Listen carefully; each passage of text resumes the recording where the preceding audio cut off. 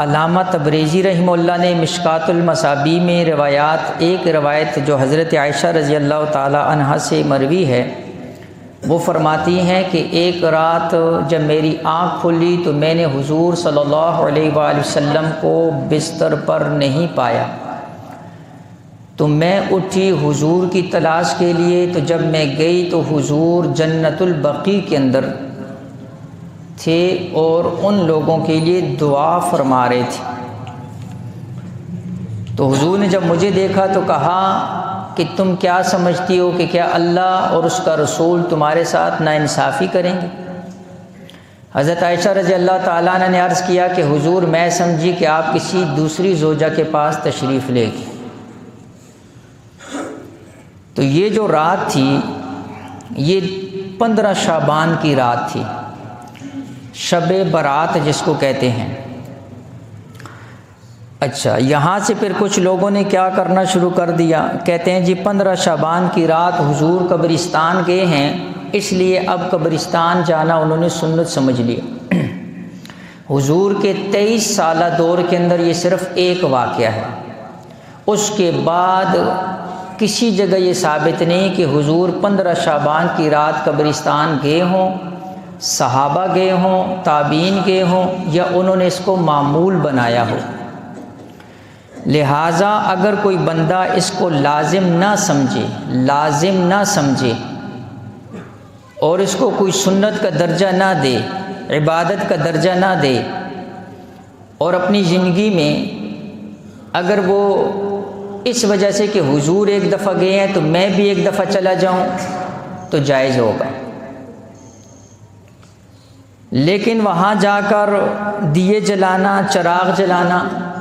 یہ تو کسی صورت کے اندر جائز نہیں۔ قبرستان میں جانے کی شریعت نے جو اجازت دی ہے اس کے مقصد کو سمجھیں کہ شریعت کا مزاج یہ ہے کہ آپ قبرستان اس نیت سے جائیں کہ وہاں پر اپنی آخرت اور موت کو یاد کریں، اور یہ دیکھیں کہ یہ وہ لوگ تھے جو دنیا کے اندر بڑے بڑے عہدوں پر، بڑے بڑی گاڑیوں کے اندر، بنگلوں کے اندر رہنے والے تھے، اور آج مٹی کے نیچے ہیں، کل میں بھی اسی جگہ یہیں آ رہا ہوں۔ یہ قبرستان جانے کا جو مقصد ہے وہ یاد دہانی ہے۔ اگلا مسئلہ ذہن کے اندر رکھ لیجئے کہ لوگ جاتے ہیں پھر قبروں کے اوپر پھول ڈالتے ہیں۔ اچھا، یہ کہاں سے ثابت کرتے ہیں؟ بخاری شریف کی روایت ہے، اللہ کے نبی علیہ الصلوۃ والسلام کا گزر ہوا 2 قبروں کے پاس، حضور نے فرمایا کہ ان قبر والوں کو عذاب ہو رہا ہے، اور وہ عذاب کوئی ایسے بڑا گناہ کی وجہ سے نہیں ہے،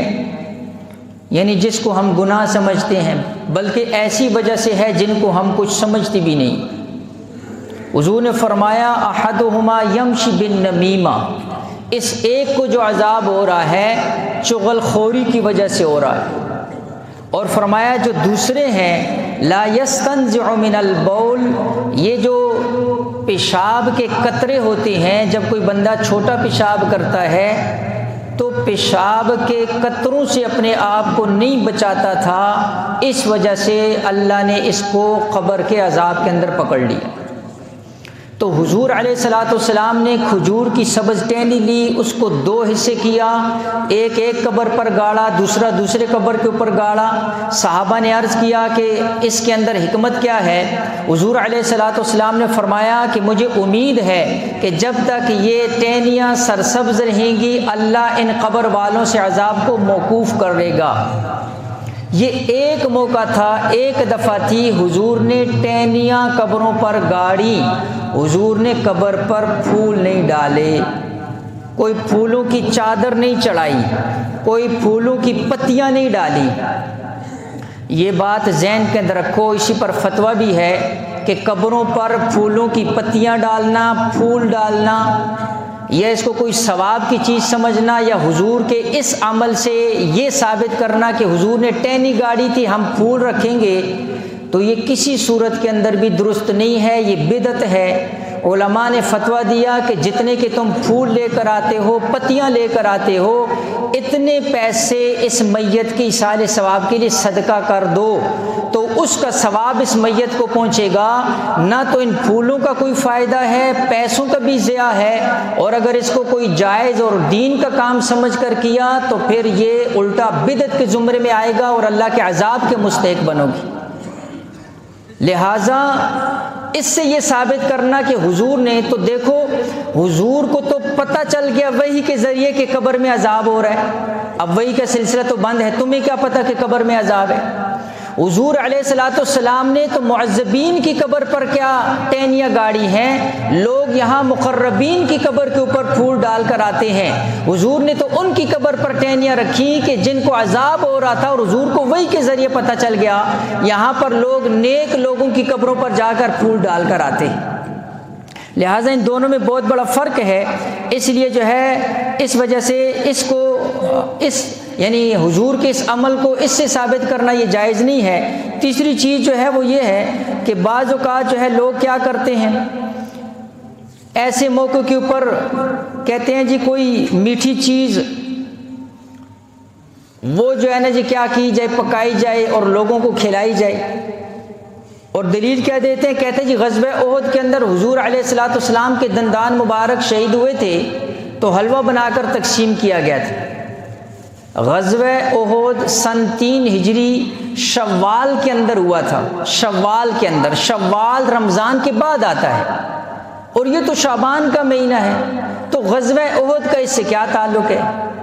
کوئی کہتا ہے جی حضرت حمزہ رضی اللہ تعالیٰ عنہ کی شہادت پر حلوہ تقسیم ہوا تھا اس لیے ہم حلوہ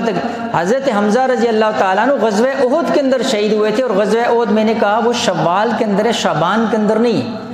اس لیے اس قسم کی جو ہے نا جی بدعات جو ہے اس سے اپنے آپ کو بچانا چاہیے۔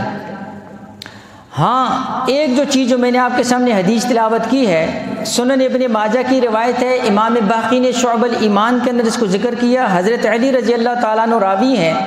وہ فرماتے ہیں کہ حضور نے فرمایا کہ جب 15 شعبان کی رات آئے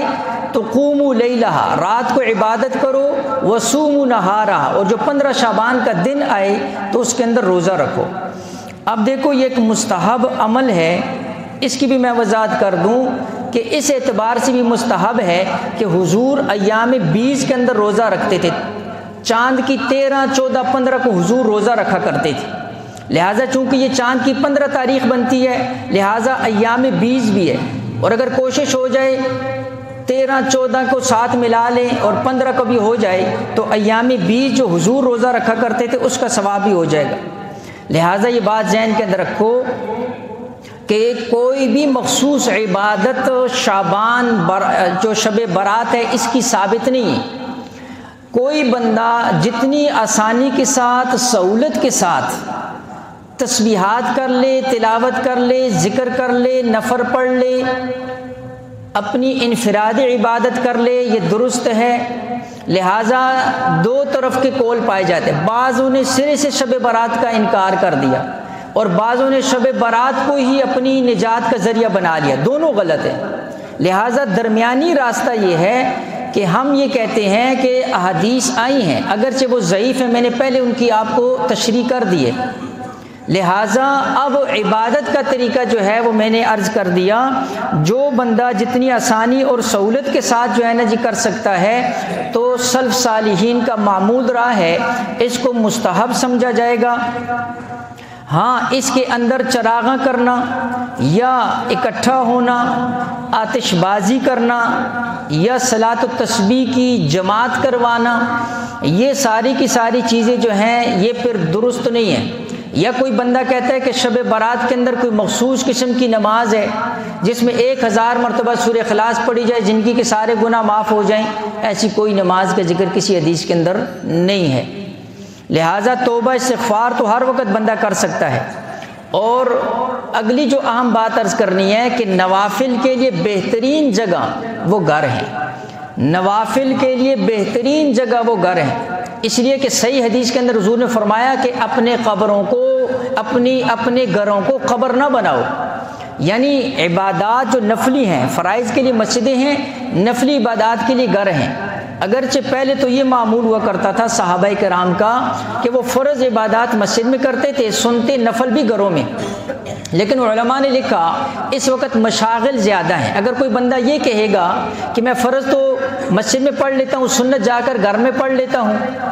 تو ایک دفعہ تو ٹھیک ہے، لیکن اس کو معمول بنا لے گا تو گھروں کے اندر تو اس کے لیے اور بہت سے کام منہ کھول کر بیٹھے ہوتے ہیں۔ جب یہ گھر میں جائے گا تو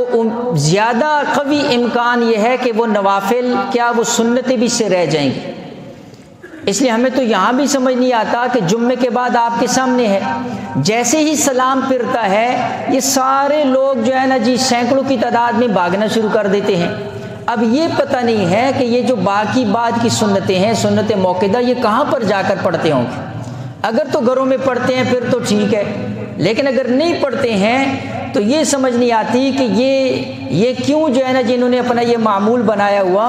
اور عجیب ایسے لگتا ہے جیسے یہ 2 رکعت پڑھ کر کسی پر احسان کر رہے ہوں،